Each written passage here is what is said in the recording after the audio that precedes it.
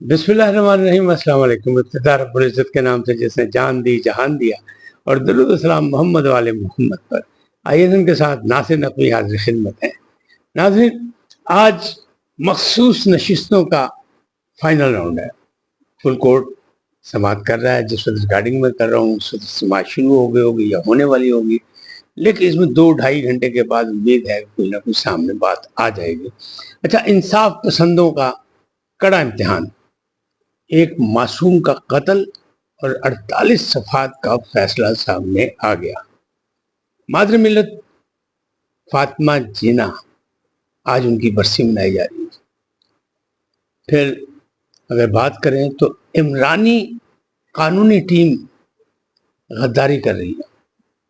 ये एक बड़े अहम आदमी ने कह दिया, बड़े ख़ास आदमी ने कह दिया, और कप्तान के ख़ास आदमी ने कह दिया। क्यों कहा, कैसे कहा, ये भी मैं आपको बताता हूँ। और हुकूमत, यानी अगर आप देखें तो एक हुकूमत ऐसी है जो दहशत गर्दों की सहूलत कारी कर रही है और ऑपरेशन अज़्म इस्तेहकाम की मुखालफत कर रही है। वो कौन लोग हैं ये भी मैं आपको बताता हूँ, लेकिन पहले आपसे गुजारिश आई है इनको सब्सक्राइब करें, लाइक करें, घंटी का बटन दबाना ना भूलें, और अपनी कीमती राय का इजहार अपनी शख्सियत के मुताबिक करें। जी नाज़रीन, पहली बात कि मखसूस नशिस्तों का फैसला, ये वो है जिस पर अपील की गई है कि पेशावर हाई कोर्ट का फैसला जो था उसको ख़त्म किया जाए। इलेक्शन कमीशन ने जो फैसला किया मखसूस नशिस्तों के बारे में उसको भी ख़त्म किया जाए, तो वो चल रही है।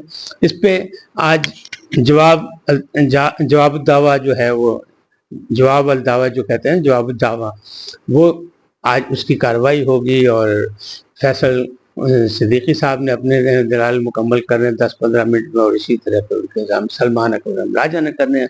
फिर बाकी बात आगे चलेगी। फिर उम्मीद यही है कि आज फैसला महफूज हो जाएगा। किसको मिलती है किसको नहीं मिलती, फैसला तो जाहिर है फुल कोर्ट ने करना, और फुल कोर्ट में एक बड़ा अहम फैसला करने वाली है, तो वो सामने आ जाएगा। अगर आज ना आया फैसला महफूज हो गया तो एक आध दिन में आ जाएगा, लेकिन अब ज्यादा देर नहीं, फाइनल राउंड आज है। तवक्कात यही है कि आज फाइनल राउंड है। अब उसमें कोई और कोई टेक्निकल बात आ जाए तो ये अलग बात है, लेकिन बहरहाल ये मसला है ऐसा। अब वो जो मैंने एक बात की कि इंसाफ पसंदों का कड़ा इम्तिहान, तो 2 दिन से एक मीटिंग चल रही थी हंगामी इस्लामाबाद हाई कोर्ट के जजेस की, और उन्होंने बड़ी नाराज़गी का इजहार किया कि ट्रोलिंग की जा रही है तारिक महमूद जहांगीरी के हवाले से, उनकी डिग्री के हवाले से नोटिस भी जारी हुआ है। तो जो नोटिस जारी, जो हसन अयूब साहब जो सहाफ़ी हैं, वो तो डट गए। वो कहते ठीक है अभी मुझे नोटिस रिसीव नहीं हुआ, जब रिसीव होगा तो मैं जाऊँगा, फिर बाद में फैसला करूँगा कि मैंने वकील को लेकर जाना है या खुद दलाल देने। मैं बात को मैंने कुछ भी नहीं कहा। मैंने तो सवाल खड़े किया कि अगर यही तौहीन अदालत है तो मैंने तो कागजात पे किया, अगर कागजात फेक है तो यूनिवर्सिटी से पूछा जाए, तो इस पर करें। लेकिन वहाँ जजेस जो है ना इस्लामाबाद को इकट्ठे हो गए कि नहीं जनाब, इन्होंने निबड़ना है, ट्रोलिंग नहीं होने देंगे क्योंकि फिर एतमाद खराब हो जाएगा। लेकिन दूसरी जानिब क्या, वो मैंने एक खबर आपको दी थी कि इमरान खान साहब कह रहे हैं कि हम रेफरेंस दायर करेंगे आमिर फारूक साहब, chief justice Islamabad high court के खिलाफ। तो क्या वहाँ ये सारे जजेस सीधे खड़े होंगे? माजी में भी उनको बाकायदा कहा गया कि टाउट जज हैं, फलाना है, ये है, वो है, लेकिन किसी ने कुछ नहीं कहा। जैसे कल जजेस ये कह रहे थे ना कि हमारी ट्रोलिंग हो रही है, हमारे खिलाफ बातें हो रही हैं, हमारी जाली डिग्री के जनाब सोशल मीडिया पे एक तूफान बरपा है। लेकिन इसी तरह चीफ जस्टिस इस्लामाबाद के खिलाफ भी बहुत कुछ हुआ, लेकिन क्या वहाँ किसी ने स्टैंड लिया?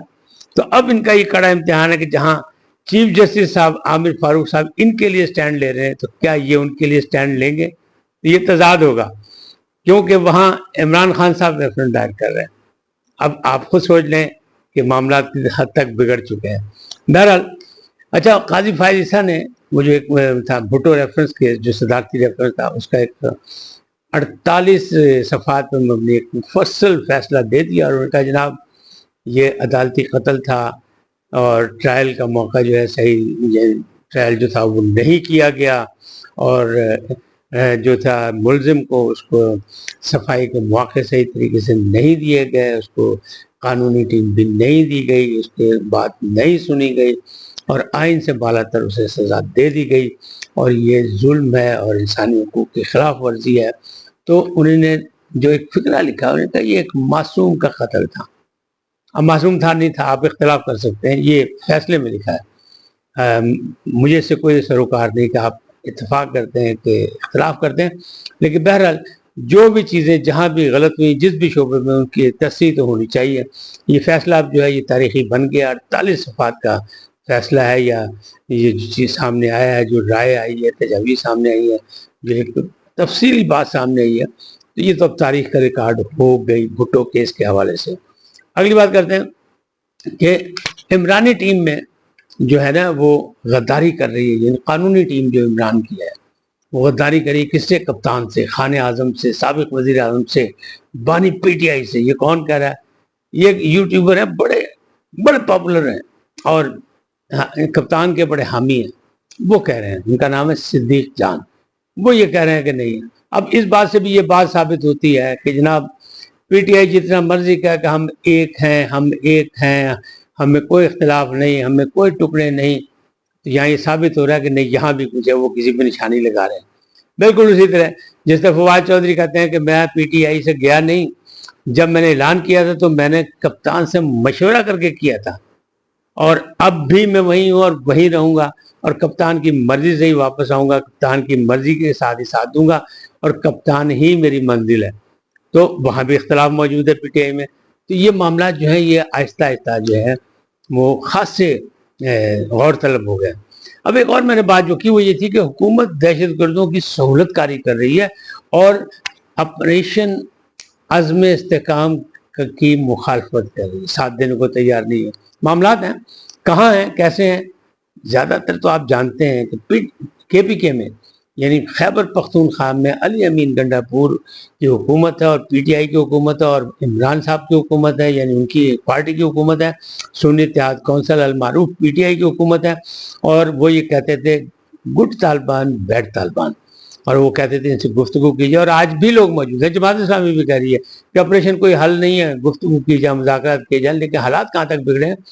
بلاول بھٹو زرداری گئے ہیں پشاور، انہوں نے ملاقاتیں کی اور دیکھنے کے بعد انہوں نے کہا نہیں، یہ ثابت ہو رہا ہے کہ حکومت خود سہولت کاری کر رہی ہے دہشت گردوں کی، اور جو میں نے اپنی معلومات کی ہیں ایز اے جرنلسٹ تو وہ یہی ہیں کہ مختلف بڑے شہروں سے باہر نکلنے کے جو خارجی راستے ہیں، آپ باہر نکلے تو طالبان نے ناکہ لگا کے بیٹھے ہوئے ہیں، گڈ طالبان ہے کہ بیڈ طالبان ہے، یہ تو حکومت فیصلہ کرے یا وہاں کی وہ مقامی صوبائی حکومت فیصلہ کرے، لیکن وہ بھتہ لے رہے ہیں، وہ پیسے لے رہے ہیں، وہ لوگوں کو اغوا کر رہے ہیں، اغوا برائے تاوان ہو رہا ہے، سب کچھ ہو رہا ہے، یعنی وہاں حکومت نام کی چیز کوئی نہیں، باقاعدہ یعنی ریاست میں ریاست والا کام ہو چکا ہے۔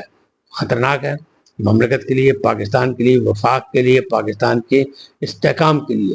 تو اس پر غور طلب یہی بات ہے کہ آپریشن عزم استحکام ہونا چاہیے، اس کے مدد کرنی چاہیے۔ کیوں؟ اس سے پہلے ہم دیکھ چکے ہیں کہ سوات میں کیا ہوا تھا۔ سوات میں جب تحریک ہوئی کس طرح فوج نے جا کے آپریشن کیا، کس طرح وہاں بحال کیا، اور وہاں امن و امان ہے، لیکن ابھی بھی اطلاعات یہی ہے کہ وہاں بھی گڈ طالبان بیڈ طالبان کا مسئلہ موجود ہے، وہاں بھی معاملات ایسے ہیں۔ اب ان کو بھی تو صحیح کرنا ہے، تو پورے کے پی کے میں باقاعدہ آپریشن کی ضرورت ہے۔ باقی بھی ہے، پنجاب میں بھی کوئی نہ کوئی واقعہ ہو رہا ہے، بلوچستان میں بھی ہو رہا ہے، سندھ میں بھی کوئی نہ کوئی، ہر جگہ دہشت گردوں سے نپٹنا ہے۔ کیوں؟ استحکام پاکستان چاہیے۔ اگر استحکام پاکستان چاہیے تو پھر عزم استحکام کی مدد بھی کرنی پڑے گی، اس کا ساتھ بھی دینا پڑے گا۔ اچھا، اب اگر یہ بات کریں کہ جو معاملات جو ہیں وہ کیا کہتے ہیں کہ یہ دہشت گردی کے حوالے سے کون کر رہا ہے، تو یہ وہ بھی کہہ چکے ہیں، جو سی ایم صاحب ہیں وہ بھی کہہ چکے ہیں کہ ہمیں بھی پیسے دینے پڑتے ہیں۔ تو گورنر صاحب پہ بڑی ذمہ داری ہے کہ وہ وفاق کو مطلع رکھیں کہ حالات کیا ہیں، کیسے ہیں، فیصل کنڈی، اور پھر ان سارے معاملات کو بہتر کیا جا سکے تاکہ مزید اس میں جو انتشار فساد وہ پیدا نہ ہو سکے، اور ریاست کے اندر ریاست والا جو مسئلہ نظر آ رہا ہے اس کا بھی خاتمہ ہو سکے، ترقی ہو، خوشحالی ہو۔ کیونکہ وہاں جو ٹھیکیدار ہیں وہ کہتے ہیں حکومت ٹھیکہ بعد میں منظور کرتی ہے، پارٹی پہلے بندوقیں لے کے پہنچ جاتی ہے کہ جناب آپ کا ٹھیکہ ہو رہا ہے، 10% ہمارے حوالے کر دو۔ اچھا، 10% حوالے کے بعد بھی کہتے ہیں، پھر وہ دینے سے بھی جان نہیں چھوٹتی، وہ کہتے ہیں اس کے بعد بھی کچھ لوگ آ جاتے ہیں اور وہ آگے کہتے ہیں یہ ہمارا حصہ بھی دو۔ تو حالات بہت وہاں کے خطرناک حد تک بگڑے میں. میں یہ نہیں کہہ رہا کہ پی ٹی آئی کی حکومت کی وجہ سے، جو حالات وہاں موجود ہیں اس کی وجہ سے. اور پی ٹی آئی اس لیے ذمہ دار بنتی ہے کہ وہاں گزشتہ 10 سال سے انہی کی ہو، یہ 11واں سال ہے، اور اگلے 5 سال کے لیے بھی انہی کی منتخب حکومت ہے، لہٰذا ان پر زیادہ ذمہ داری عائد ہوتی ہے. لیکن وفاق کو بھی دیکھنا ہے، وفاق بھی جو مدد کرتے وہ کرے، اور صوبے کے مسئلہ ہے کہ وہ بھی وفاق سے مدد کرے، تعاون کرے، اور عزم استحکام میں برابر کی شامل ہو، تاکہ اس فتنے فساد کو، دہشت گردی کا خاتمہ کیا جا سکے، اور ایک بار پھر سب زور لگا کے ان دہشت گردوں کو سرحد پار پھینک دیں، چاہے وہ کہیں بھی ہوں. آج اتنا ہی، پھر ملیں گے نئے موضوع کے ساتھ. جاتے جاتے آپ سے درخواست آئی ہے ان کو سبسکرائب کریں، لائک کریں، گھنٹی کا بٹن دبانا نہ بھولیں، اور اپنی قیمتی رائے کا اظہار اپنی شخصیت کے مطابق کریں. سدا سلامت رہیں. اللہ نگہبان.